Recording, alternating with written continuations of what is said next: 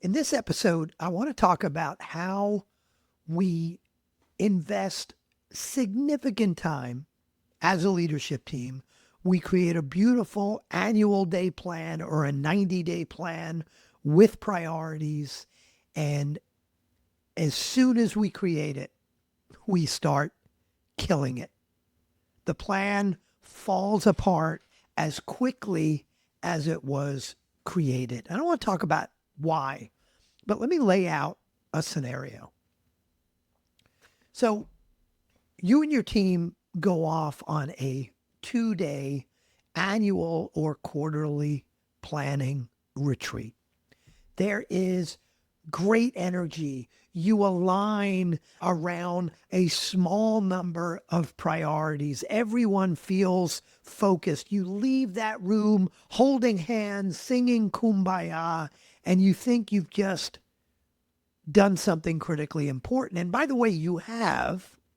But what teams don't realize is while that's not easy, it's not easy to get the senior leadership team together and agree on a vision, agree on a direction, agree on a plan to get there, agree on what the three most important priorities are for the company over the next year and over the next 90 days and who's accountable. That's not an easy thing to do, but in the grand scheme of things, that's the easy part.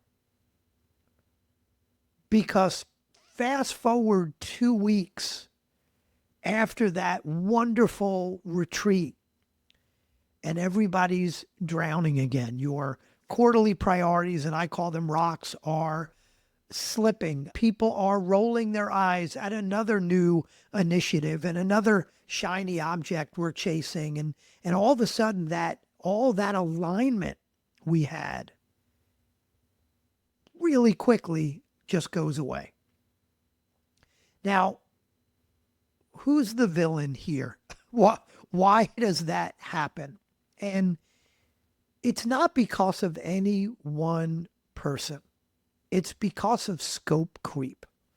Now, sometimes that's driven by a visionary founder or CEO that has lots of ideas. But that's not always the case. And even if it is the case, it doesn't mean it's that visionary founders. It doesn't mean they're to blame for that scope creep. And I'll tell you what this starts to look like and see if this sounds familiar to you. So it's a week or two after that wonderful retreat where everyone aligned, and all of a sudden additional work starts creeping in, but it doesn't creep in as, hey, I know we agreed on these three priorities, but I want to add a fourth. That doesn't happen all that often. What happens is we start using creative language. It's like, oh, we also need to implement a new CRM. And I know that's not one of our priorities. That's not a priority. That's a project. Or I also need you to do, these 5 things, but that's not a new quarterly priority. That's not a new rock. That's part of your day to day.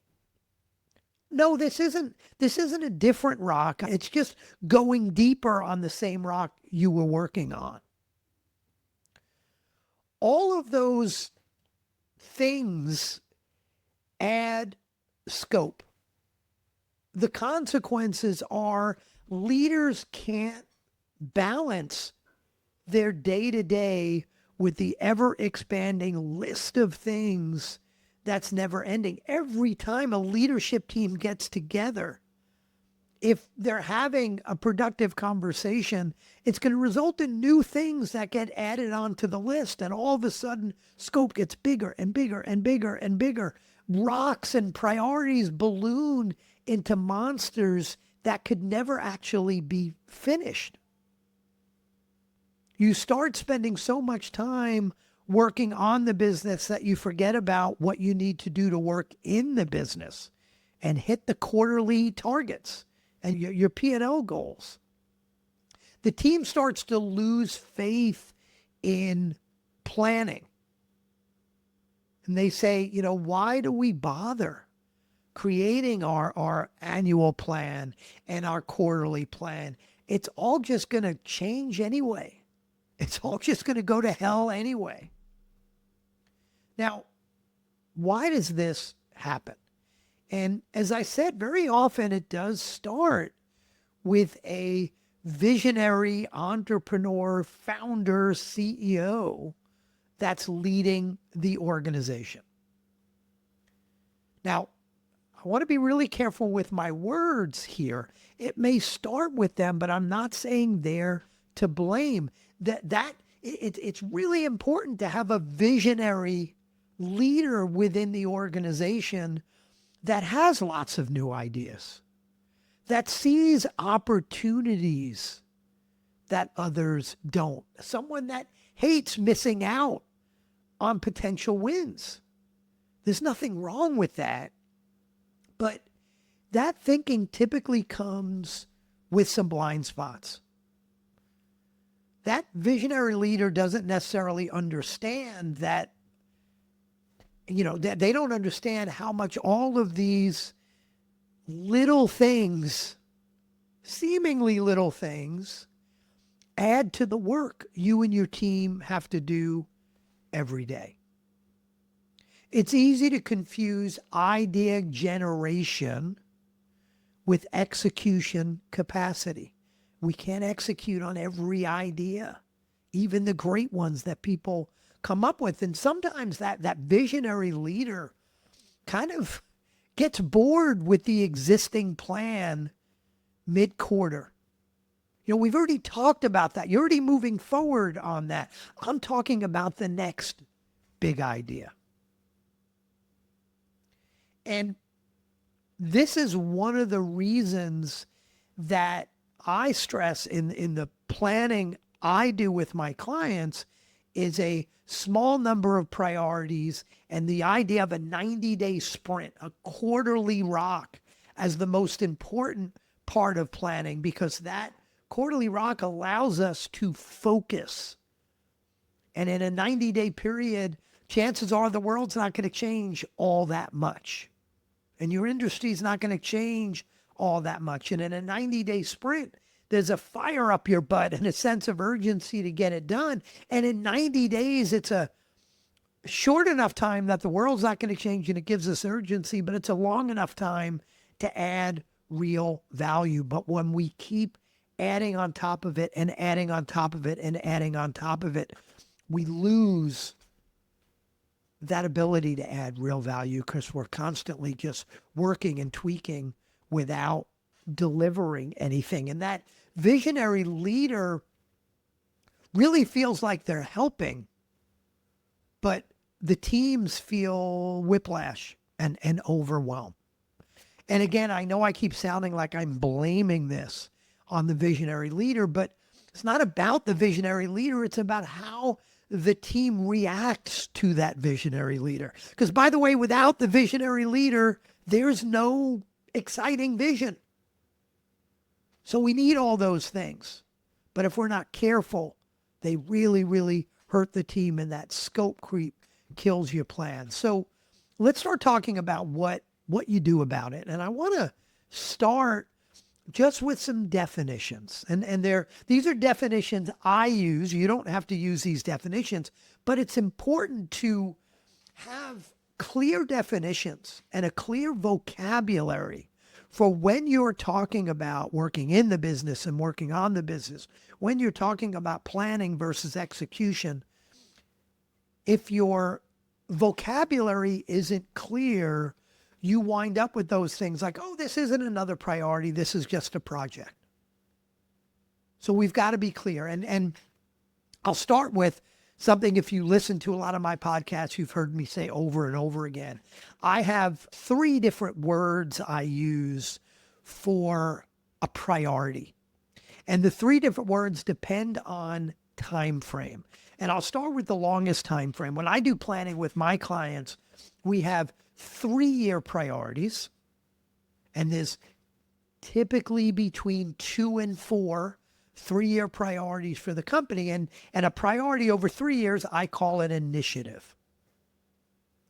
There's also an annual priority. An annual priority isn't different than the 3-year priority. It's the next 12-month chunk of that 3-year initiative. And a priority that's annual, I very simply call a priority. And then there's the 90-day priority. Again, the 90-day priority is not a different thing than your annual priority. It's the next 90 days. You want alignment between short-term and long-term. The quarterly priority I call rocks. So there's rocks, priorities, and initiatives. Quarter, year, 3-year. For each rock, there is a rock plan with milestones. For each rock, there is a measurable finish line. And what I really challenge my clients to do is that finish line is not a finish line that said, my finish line is I got these 5 tasks done in 90 days. The finish line is value. It's some measurable value. It's some meaningful outcome. Now let's talk about some more definitions. There are also these tasks that come up day to day. Hey, go look into that by next Tuesday. We call those who, what, whens. Who's accountable? What are you doing? When is it getting done by? Those tend to be more tactical. I'm going to set up this meeting to discuss this issue by next Tuesday. The other vocabulary I use that I stole from, oh God, who did I steal it from? I'll put it in the show notes if I remember. But it's the idea of working in the business versus working on the business. Working on the business means, what are we doing to take the business to the next level? Those tend to be more strategic things. That's where the 3-year initiatives, the annual priorities, and the quarterly rocks come from. Then there's working in the business, the day-to-day. Those we measure not through rocks and initiatives and priorities. Those we measure through key performance indicators. Those are things like what's on the P&L or the number of sales meetings you've set up. Now, the idea of a project, and this is the thing that comes up mostly that screws up scope, a project, it really doesn't fit in there. If a project is anything, it may be a bigger idea that includes multiple rocks, but they're not separate from rocks. You may have a project to implement a new ERP, but there will be a 90-day rock to take the next step in implementing the ERP. You don't have 3 priorities for the year, but then another 12 projects. Again, that's the way we have this delusion that we've aligned around a small number of priorities. But if we've added 12 other projects, we really haven't aligned about anything. So I want to say a little bit more about the cost of not managing to the scope of those. And let's talk specifically about the scope of the quarterly rocks, because that's where stuff really happens. That's where things get executed. So for an individual leader, if they wind up with too many rocks, if you leave the quarterly planning meeting and as a senior leader, you're accountable for 1 or 2 rocks, but then all of a sudden 3 more rocks and 2 more projects get added onto your list, you just have too many priorities and you're making shallow progress, if any progress at all. You're constantly reprioritizing and feeling overload and burnout. At a company level, strategic initiatives stall. Those 3-year initiatives, those annual priorities stall. Your quarterly rocks stall, and the quarterly rocks drag over multiple quarters that delay your ability to get real value. And at a cultural level, there is quiet cynicism. These rocks will only matter until the next shiny new things happen, and people actually stop telling the truth about their capacity. because they know a whole bunch of crap's going to be added on later. So they're going to say they don't have the capacity for any more. So let's talk about 5 disciplines to manage scope without killing innovation. So remember, that visionary leader is not the problem. It's how we react to the visionary leader. We don't want to kill innovation. So discipline number 1 is defining what done means up front for every annual priority, for every quarterly rock. For a quarterly rock, as I said, what exactly does success look like at the end of 90 days? How will we measure it? Let's get explicit about what's in scope and, really importantly, what's out of scope. By doing that, it becomes easier to see when a new ask doesn't fit or when a new ask expands scope. So very simply, discipline number 1 is defining what done means up front. Discipline number 2 is such a simple one, but most companies miss, and it's creating a visible idea backlog for the team, but it's really mostly for the visionary. You know, the visionary leader, the founder, the entrepreneur will keep having ideas, and that's not a bug, that's a feature. We want those ideas, but what we need to do is have a place to put those ideas if we can't execute on them right now. Very often what happens is the senior leader, the visionary, brings a new idea, and the rest of the organization says, we just don't have the bandwidth for that. But the visionary leader knows it's important, so they push back, and eventually they get their way and scope creep happens. Well, we need a very simple idea parking lot. You know, a running list of ideas, of new ideas that don't quite fit into what we're trying to get done in the next 90 days.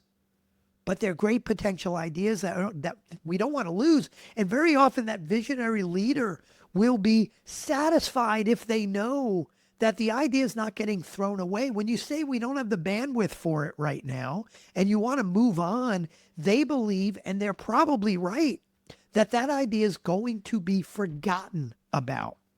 But if we have a very simple spreadsheet, some kind of tool that allows you to say, that's a really interesting idea, let's put it on the idea backlog, and we'll take a look at it again when we do our planning for next quarter. And in your quarterly planning sessions, you review that idea backlog. Maybe even in your monthly check-ins, go back to the idea backlog. Don't forget about it. There's some great ideas there, but don't let it screw up the execution of all of your 90-day rocks and your ability to see value from that. So it's a very simple language shift from the leadership team back to that visionary leader that says, that sounds like a great idea. Let's add it to the idea backlog and evaluate it when we're in our next planning session. So the benefit of that is those ideas are honored and not lost, but the current 90-day plan doesn't get blown up every Tuesday in your weekly meeting. Discipline number 3, install a simple change protocol.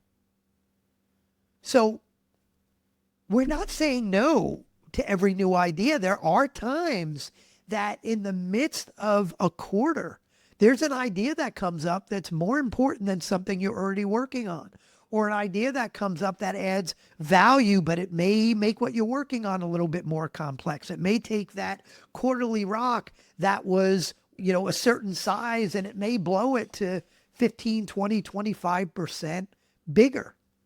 We're not saying no to every new ideas, but we're not casually adding them. We have a protocol. So an example of a protocol could be, any new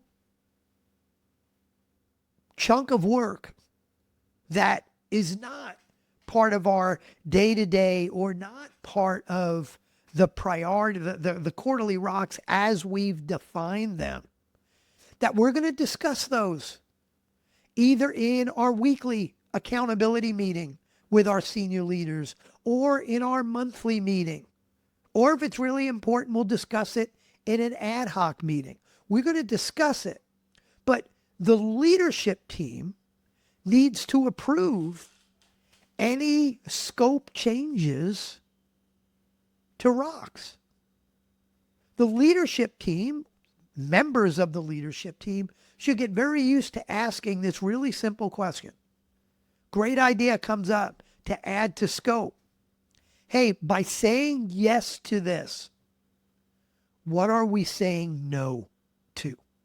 So that when you're adding to scope, you are not just assuming everybody's got another 2 hours in their day. If you're adding to scope, you're looking to discover where you could deprioritize something that may be in the day-to-day or something else in that rock or in another rock.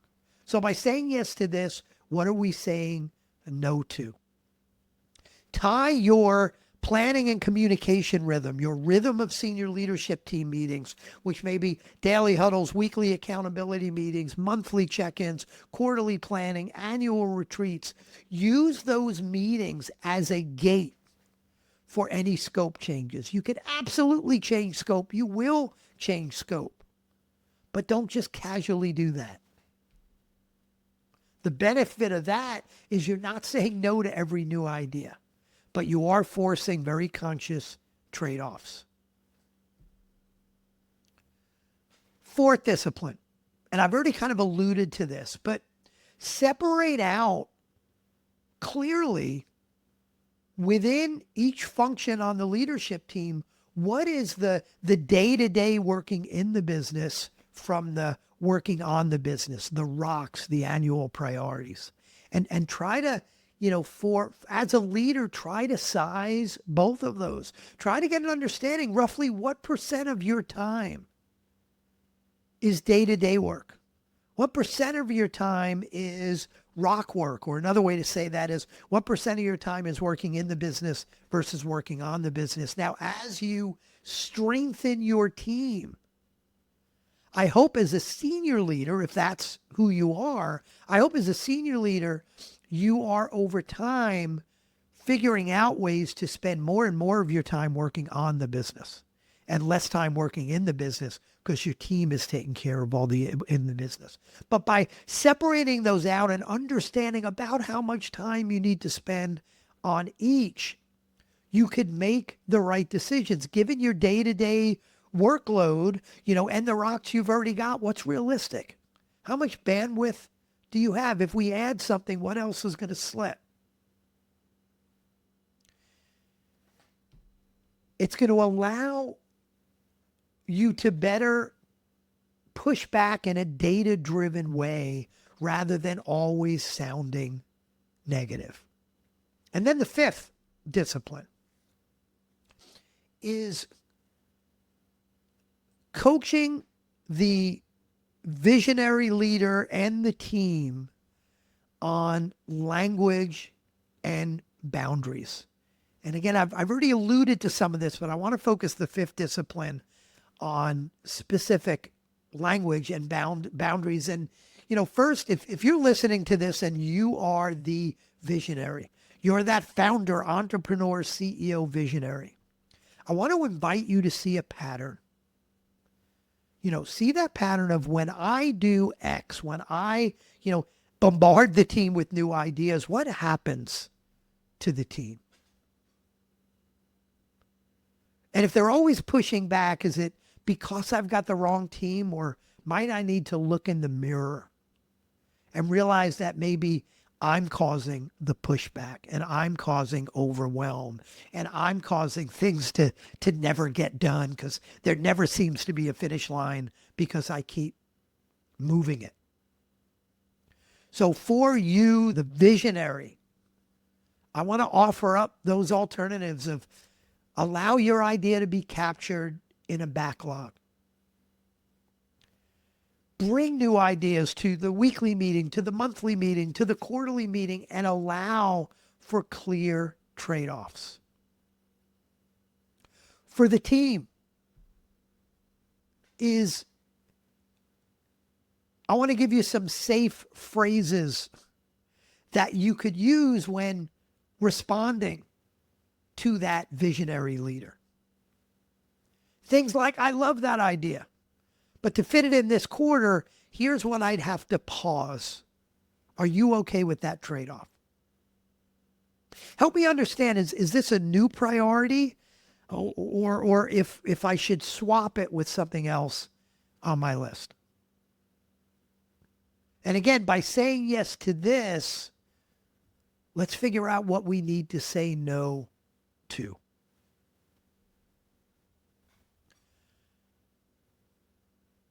A big part of this is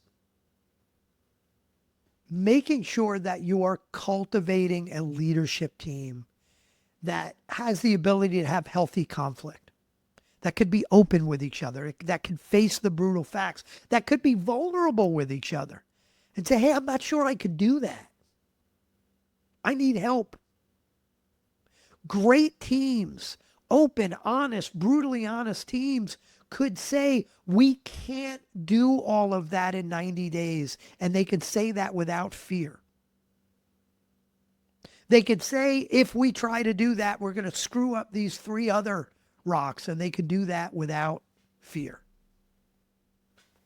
So let's quickly, before we wrap up, relate this back to the planning and communication rhythm that I briefly mentioned earlier. And I want to show you how some of this fits within the rhythm. So there are, in the work I do with my clients, I typically have 2-day annual and quarterly retreats and planning sessions. That's where these rocks, these annual priorities, these rocks are defined.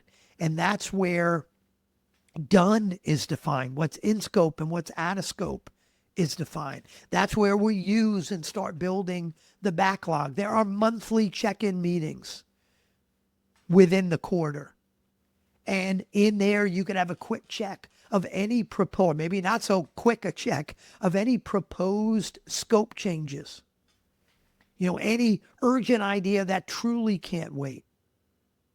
And then in your weekly accountability meetings, it's a time for holding each other accountable to the current scope.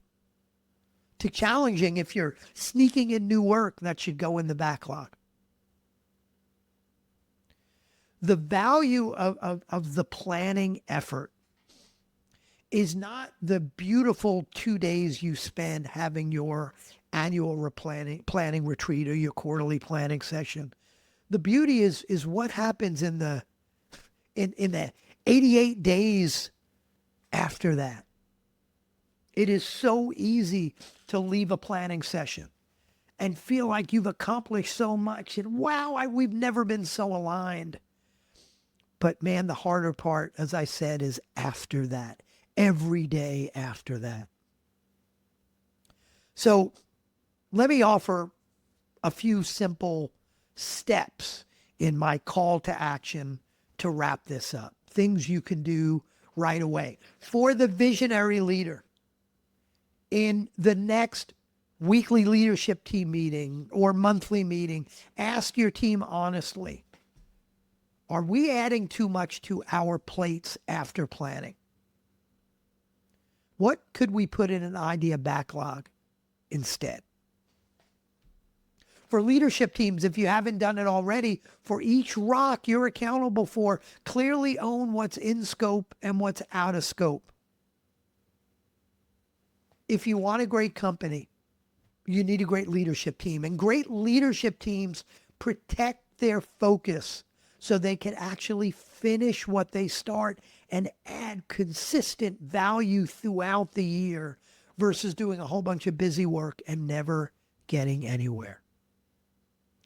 If you want a great company, you need a great leadership team. And I hope I got you closer to that great leadership team today. Look forward to talking to you again soon.